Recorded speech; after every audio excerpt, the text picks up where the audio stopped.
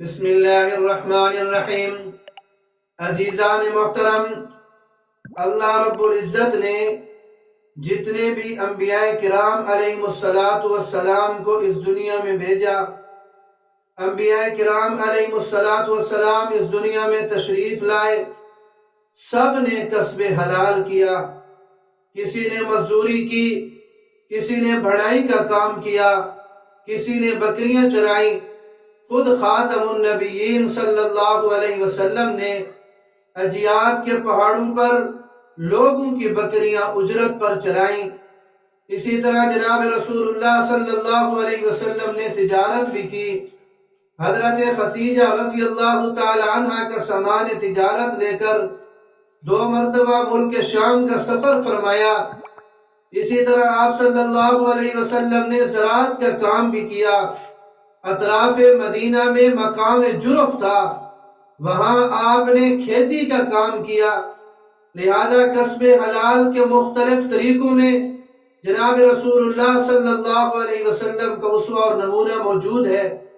السنن الکبریٰ للبیہقی میں حضرت عبداللہ ابن مسعود رضی اللہ تعالیٰ روایت کرتی ہیں کہ جناب رسول اللہ صلی اللہ علیہ وسلم نے فرمایا، طلب کسب الحلال فریضۃ بعد الفریضہ او کما قال، یعنی رزق حلال کو طلب کرنا، کسب حلال کرنا دین کے اولین فرائض کے بعد دوسرے درجے کا فرض ہے۔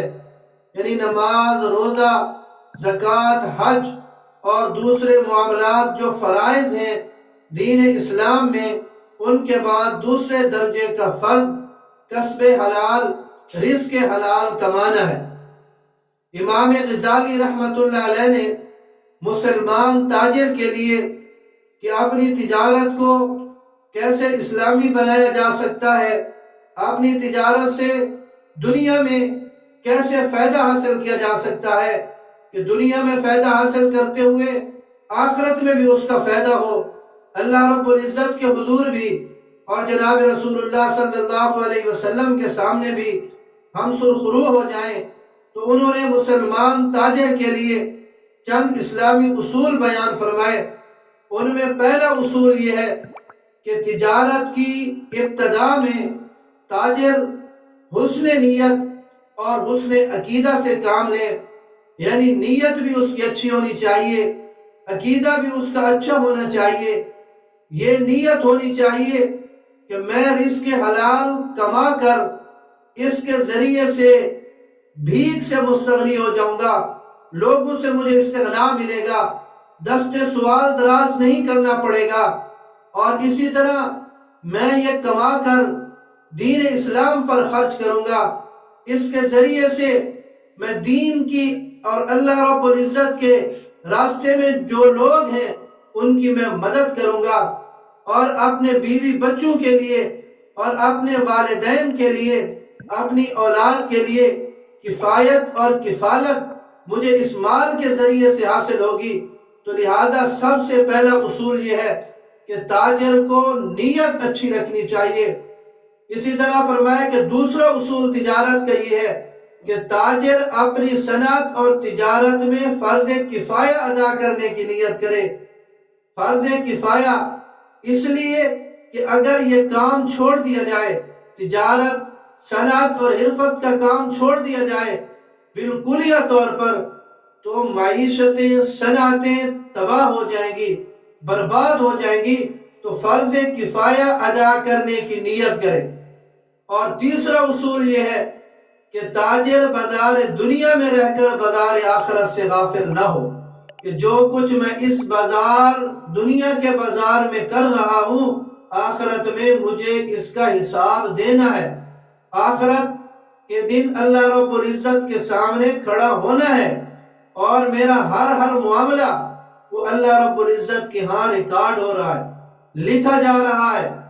اور چوتھا اصول یہ ہے کہ بازار میں رہ کر تاجر اللہ رب العزت کے ذکر سے غافل نہ ہو، زبان پر ذکر جاری رہے، معاملہ ہاتھوں کے ساتھ کرنا ہے، زبان اللہ رب العزت کے ذکر سے تر رہنی چاہیے۔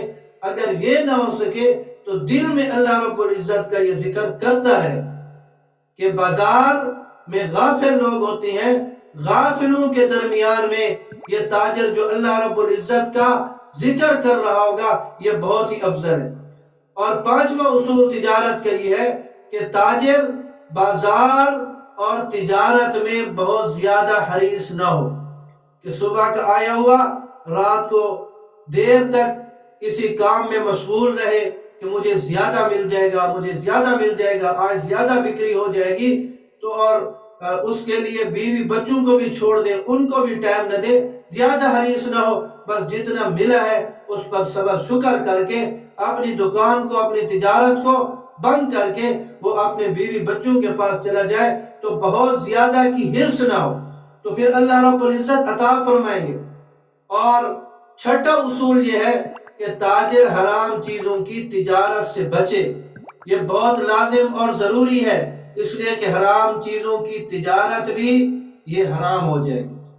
اور علماء کرام نے یہاں تک لکھا ہے کہ صرف حرام سے نہیں بلکہ شک اور تہمت کے مقام سے بھی اسے بچنا چاہیے، کہ حلال بھی واضح ہے، حرام بھی واضح ہے، اور جو ان کے درمیان ہے وہ شبہات ہیں، تو شبہات سے بھی اسے بچنا چاہیے۔ ساتواں اور آخری اصول یہ ہے کہ تاجر کو چاہیے کہ وہ جن لوگوں سے معاملات کر رہا ہے ان کے بارے میں فکر مند رہے، کہ یہ تمام کے تمام جو کچھ میں نے معاملہ کیا ہے اس میں نے کسی کا حق تو نہیں مار لیا۔ اس لیے یہ بات ملحوظ رہے کہ ہر تاجر اپنی تجارت میں قیامت کے دن ہر حساب لینے والے کا اسے حساب دینا ہوگا، تو اس چیز کے بارے میں فکر مند رہے۔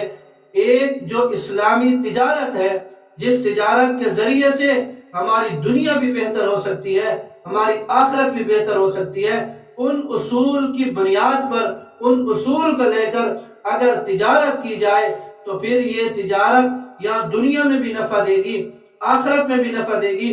اس کے لیے امام غزالی رحمۃ اللہ علیہ نے جو 7 بنیادی اصول بیان فرمائے ہیں ان پر چل کر ہم اپنی تجارت کو کامیاب کر سکتے ہیں۔ اللہ رب العزت ہمیں دین کی سمجھ نصیب فرمائے۔